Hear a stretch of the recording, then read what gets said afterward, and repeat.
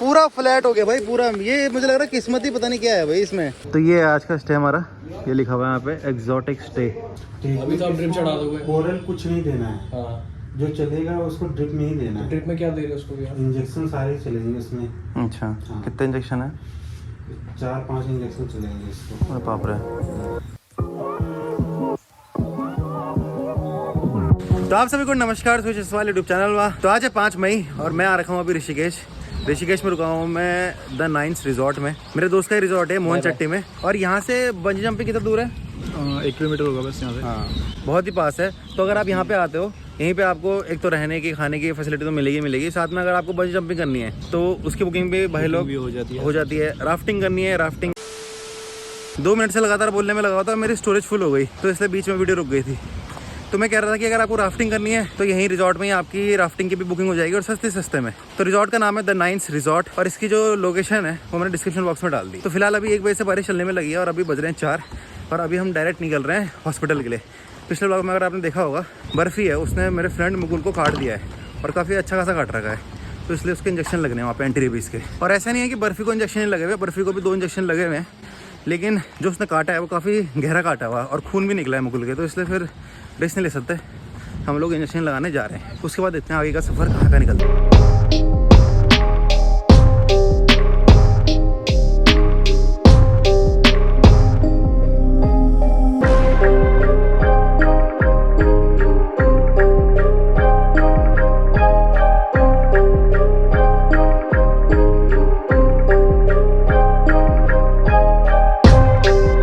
अभी इतनी गंदी किस्मत चल रही है, अच्छा खासा चल रहा था मैं, टायर पंचर हो गया और इतना गंदा पंचर हुआ है कि पूरा फ्लैट हो गया।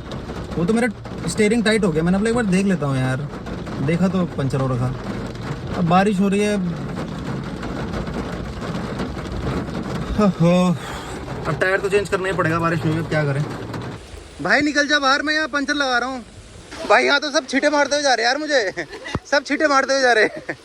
पूरा फ्लैट हो गया भाई पूरा। ये मुझे लग रहा है किस्मत ही पता नहीं क्या है भाई इसमें, हर समय पंचर होता रहता है टायर।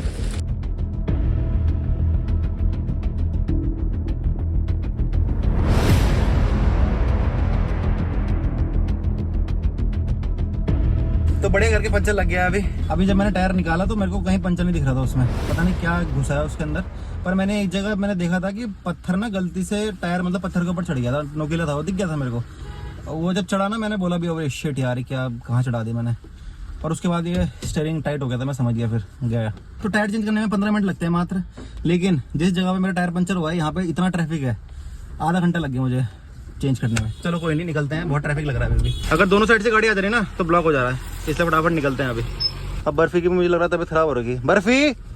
बर्फी इसको भी दिखाना पड़ेगा डॉक्टर को, जब से इसने मुकुल को काटा है ना उसके बाद से पता नहीं क्या हो गया इसे। ये देख रहे हो आप, ये पूरा का पूरा लंबा जाम है, यहाँ से लेके वहाँ पूरा वहाँ तक।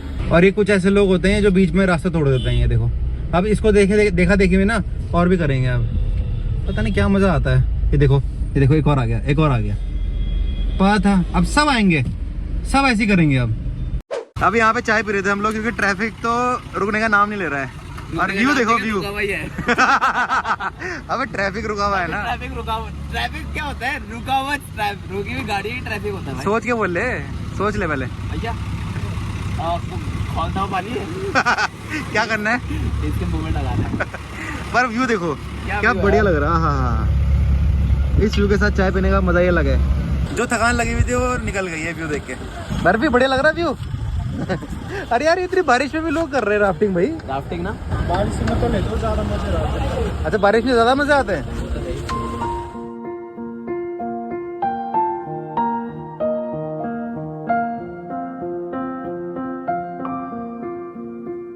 अब देखो भीग रखा था मैं, लेकिन अब क्या करें, अब खा लेते, मन कर रहा था तो। पंचर है कहाँ पर है? साइड से है क्या भाई? साइड से कैसे फट गया ये? तो अभी देहरादून पहुंचते ही सबसे पहले मैंने टायर दिखाया अपना, और ये नया टायर है। अभी मात्र 10 से 15 दिन हो रहे हैं इस टायर को लगाए हुए, और साइड से कट आ गया इसमें, और ऐसा कट है कि वो ठीक भी नहीं हो सकता, रिप्लेस ही करना पड़ेगा टायर। ओहो भाई साहब, पता नहीं क्या ही हो रहा है।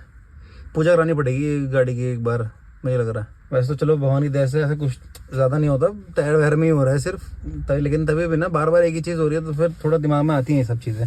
और साथ में जिस वजह से हम देहरादून आए थे, एक तो वो था कि मुकुल के इंजेक्शन लगाना है, साथ में एक चीज़ ये थी कि हमें एक होम स्टे में जाना था। उन्होंने बोला था कि हमारे होम स्टे में आ जाना आप, तो हम इसलिए गए थे। और भाई वो होम स्टे इतना गंदा हो रखा था, हर जगह कॉकरोच ही कॉकरोच हो रखे थे। मतलब 3 कमरे थे, 3 BHK था, पर्दा हटा रहे कॉकरोच। तो भाई जहाँ कॉकरोच है ना, मेरे को तो बिल्कुल नींद नहीं आती वहाँ पे, तो इसलिए फिर वहाँ से चेंज करके फिर हम अभी कहीं और शिफ्ट हो रहे हैं। तो आधे लोग तो पहुँच चुके हैं, बाकी हम लोग आ रखे थे सामान लेने के लिए खाने का। तो ये है आज का स्टे हमारा, ये लिखा हुआ है यहाँ पे एक्सोटिक स्टे। तो ऐसे बने हुए यहाँ पे ये 2 BHK 3 BHK, यहाँ रह सकता है बढ़िया करके। अभी रूम दिखाता हूँ आपको। तो ये वाला रूम है हमारा। ओहो बढ़िया लग रहा है भाई,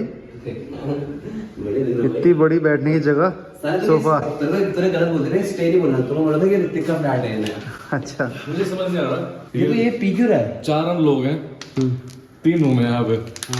मतलब पर एक वो रूम तो इतनी गंदी स्मेल आ रही है उससे, उसमें कुछ मरा हुआ है। चूहा तो क्या द्वारा कोई बड़ा जानवर मरा है उसमें, कोई अजीब सा जानवर, उल्टी जैसी बदबू आ रही है उसमें। पर अच्छा लग रहा है। देखो एक रूम ये, एक रूम ये, एक रूम ये, और ये बीच में टॉयलेट, और इसका ये कंबाइंड टॉयलेट है इस रूम के साथ। तो अगर आप फैमिली आ रहे हो यहाँ पे, कि मतलब 7-8 लोगों की फैमिली है, तो बहुत अच्छा फ्लैट है ये। और साथ में 3500 का पड़ेगा आपको मात्र, खाना इंक्लूडेड नहीं है उसमें। पर अगर आप 8 लोग आ रखे हो तो उसमें 3500 ठीक है।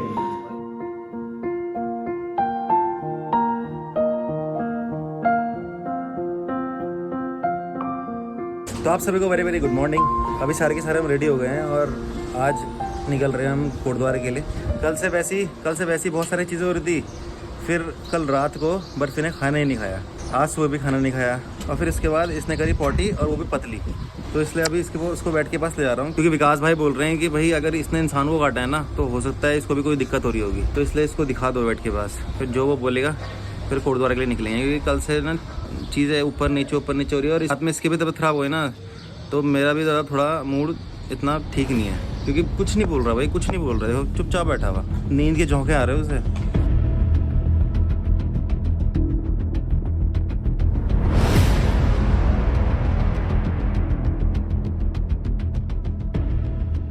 पावरों लग रहे हैं सिम्टम्स। अच्छा हाँ, वो लड़की भी बोल रही थी क्या होता है? पावरो, वही डिजीज होती है कोई और भी कोई डॉग ना, मेरे तो पहले ही है।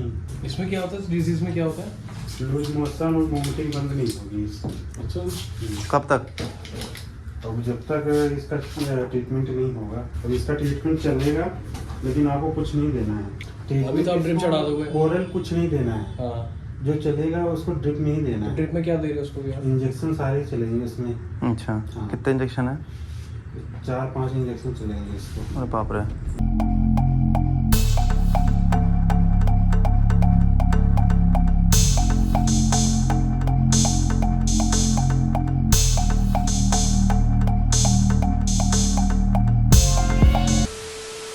तो देहरादून से मैं वापस आ गया हूँ कोटद्वार, और बर्फ़ी की मैंने देहरादून में भी ड्रिप चढ़वा दी थी, कोटद्वार में आके ड्रिप चढ़वा दी है, और अभी उसकी कंडीशन काफ़ी ठीक है पहले से। और जिस बीमारी के बारे में बात कर रहा था वो हुई है उसे पावरो डिजीज़, मतलब पावरो वायरस होता है, वो उसके अंदर जा चुका है। और जिनके घर में डॉग होगा, जो डॉग पालते होंगे, उन्हें पता होगा कि ये कैसी बीमारी है और किस लेवल की बीमारी है, ये क्या हो सकता है आगे। और रही बात वैक्सीनेशन की, तो इसको 2 वैक्सीन लग चुकी हैं स्टार्टिंग में, और उसके बाद इसे एक बूस्टर और लगनी थी 1 महीने के बाद। मतलब जो इसे 2 वैक्सीन लगी थी उसके 21 दिन बाद या 1 महीने बाद इसे बूस्टर वैक्सीन लगनी थी, तो वो नहीं लगी थी इसे। तो अगर वो लग जाती, तो अगर इसे ये पार्वो वायरस इसके अंदर आता भी, तो इतना इफेक्ट नहीं करता जितना अब कर रहा है। तो उस चीज़ का मेरे को आइडिया नहीं था, और मैं इसे इधर उधर घुमाने में लगा हुआ था। और मुझे लग रहा है अभी जब ऋषिकेश ले गए, तो ऋषिकेश में लगा है इसे, ये मतलब इसके अंदर गया ये पावरो वायरस। क्योंकि जैसे हम ऋषिकेश से देहरादून जा रहे थे, तो इसकी कंडीशन कम मतलब ख़राब होने में लगी हुई थी। सुबह के टाइम इसने नाश्ता किया था, उसके बाद दिन के टाइम जब हम निकले तो इसने खाना खाया ही नहीं, फिर रात को भी नहीं खाया, फिर सुबह तो हम बेड पे ले गए थे एकदम इसे। तो ये चीज़ अब मेरे को रियलाइज़ हो रही है कि अब मैं ले तो आया हूँ इसे, पर अब इतनी सारी चीज़ें मुझे पता चल रही हैं धीरे धीरे। तो हाँ, गलतियाँ तो बहुत सारी हुई है मेरे से, तभी इसकी हालत ऐसी है अभी। लेकिन अब रिकवरी में मेरी पूरी कोशिश रहेगी कि हाँ भाई जल्दी से जल्दी रिकवर हो जाए। और साथ में पहले की वीडियोस में भी काफ़ी कमेंट आ रहे थे कि आप पाल नहीं पा रहे हो इसको, और आप पता नहीं क्यों ले आए इसको। तो मतलब जिसने पहले लिखा था वो दोबारा भी लिख सकता है, क्योंकि अब इतनी भयानक इसे बीमारी हुई है। मतलब जैसे कोरोना वायरस था उसी के हिसाब का ही लग रहा है मेरे को ये पार्गो वायरस भी। तो उन सब के लिए सबसे पहले तो मैं सॉरी बोलना चाहूँगा, और जिनसे मैं ये डॉग लाया था, जिनका ये डॉग था पहले, उनको भी सॉरी बोलना चाहूँगा कि ये कंडीशन हो गई है मेरी वजह से। लेकिन अब जो हो गया वो हो गया, लेकिन अब जो रिकवरी है उसमें मैं पूरी कोशिश कर रहा हूँ कि ठीक हो जाएगी, और फिर आगे देखेंगे आगे क्या होता है। पर सच में बहुत सारी रिस्पॉन्सिबिलिटी लगती है डॉग पालने में। जो मैं सोच रहा था कि मैं यहाँ ले आऊँगा इस घर में, स्टूडियो वाले घर में, और मैं पालूंगा इसे, ऐसा जो मैंने सोचा था, तो उस हिसाब से तो मुझे बहुत अभी मुश्किल लग रहा है। क्योंकि अब जितना मैं घूमता रहता हूँ, तो मैं सोचा था मैं इसे घुमाऊँगा भी साथ में। अब ये घूमता तो बढ़िया है साथ में, गाड़ी में कोई दिक्कत नहीं करता, लेकिन अब मैं कहीं किसी होटल जाता हूँ, वहाँ होटल वाले मना कर देते हैं मेरे को कि भाई I'm having trouble with the connection. Please try again in a moment. तो होटल वाले मना कर देते हैं कि भाई नहीं ले सकते हम, डॉग फ्रेंडली नहीं है ये।